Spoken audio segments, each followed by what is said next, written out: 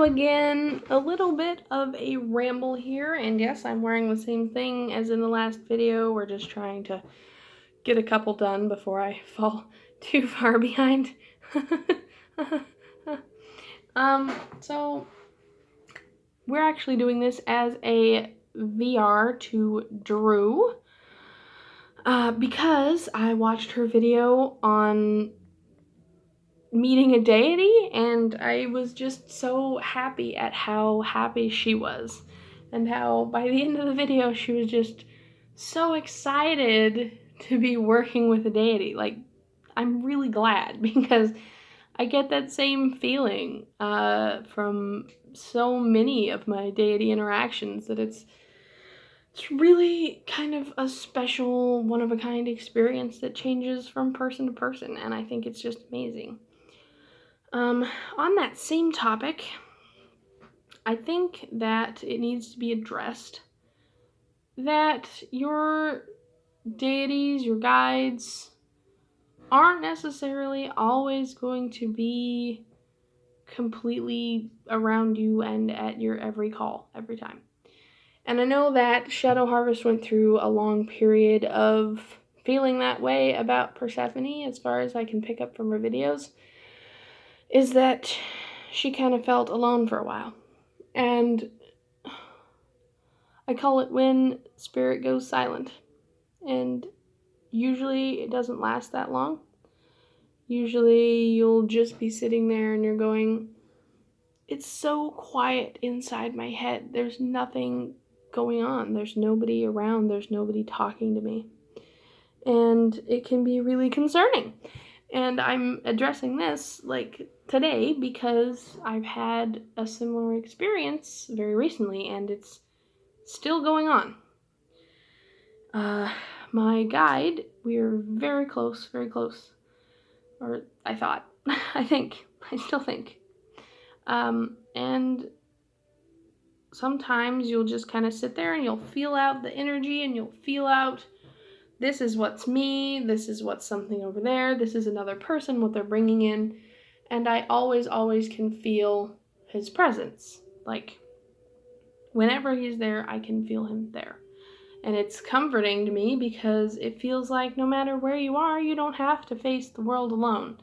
You don't have to be by yourself and scared and just wondering what to do.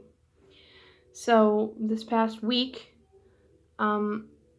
it kind of just was gone one day, and it's still gone. And no matter where I try to feel him, he's not there. And as I say, it's very concerning, because I'm very used to feeling that. And I know, logically speaking, there's a reason for it. There's a reason, a lesson, a something. And sometimes I think when my so-called energetic vibe isn't the highest, it makes the communication harder. And that's normal. Like, I'm used to that. A lot of times when my energy is very low, and when I haven't been taking care of my body, and I haven't been taking care of my mental health, it's really hard to kind of get on that higher plane of communication. And it's hard to have clear communication when my vibe is so low, so to speak. But I think this is something different, and I'm not really doubtful that he's not coming back. Like, I feel that he will, and I feel that he will come back. It's kind of weird to be alone for so long like that. As I say, it happens sometimes for a few days at a time, but never like this long. Never over a week of time between conversations, or even, yeah, it's like suddenly a person you talk to every single day is just missing. And I don't know why. So, there's that. If anyone was interested in that, or if not, that's fine. If if anybody has similar experience, that'd be great to hear from you. I'm not, well, okay. I was pretty upset. I was very upset because the same week, a lot of things hit the fan and a lot of things went really, really wrong for several days. And I know that we just entered into another retrograde, and I know that everybody blames the retrograde for everything that's going wrong, but it was bad before that too. You can't just blame absolutely everything on a retrograde when stuff was going wrong before that. It's just not how it works. So I was really upset. I was pissed at him because all of a sudden I was just trying to figure things out by myself, trying to make the right decisions and conscious decisions and take the right path by myself. And it sounds really selfish because I should be able to do that on my own anyway. But to be very honest, I have made a lot of bad choices in the past, and before I consciously was having conversations with him, I kind of just let into baser things. You scrap and you fight and you don't take the high road and you kind of do whatever you can to just get by. Morally, at least. And even though I've learned my way out of it for the most part, it's also really nice to have that kind of inner conversation where you're saying, hey, here's these two things I could do. Say I'm mad at this person. Say we're having a fight and they say one thing to me and I have two different options of what I can say. I can just go straight for the jugular and I can say whatever I'm thinking and I can hurt their feelings. Or I can try to step down. I can try to say something not so acidic to try and bring down this fight, even though I might be receding a little bit. I might be giving in a little bit. I might hurt my own feelings by trying to spare theirs. And with that sort of guidance, I always knew which one was the most pure way to go, which one was the ultimate good way to go. And it made it a lot better to just do normal things. And so yeah, I was mad. I'm still kind of mad. But I know that it's all for my good to try and figure out how to do shit on my own and kind of try to figure out how to do everything without any help.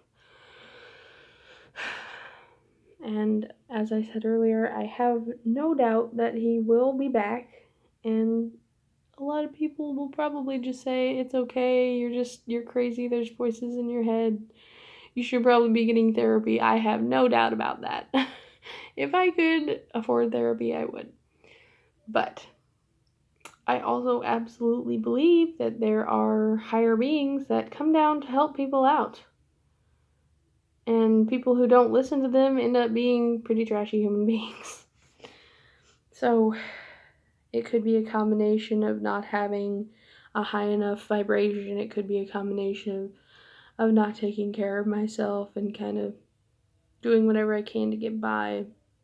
And it's really also hard when you do the same thing every single day and don't take time for yourself and kind of don't appreciate the things around you. And I've been in a lull for a really long time, both spiritually, magically, mentally, physically, just drained. So it could be a combination of all of those things. I also know that he has other people to worry about, to work with. And I don't really like to think about that a lot because I feel like we're such a good combination that, like, how could you leave me? But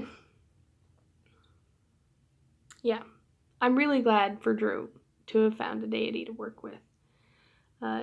It's really good to see how excited she is about working with them.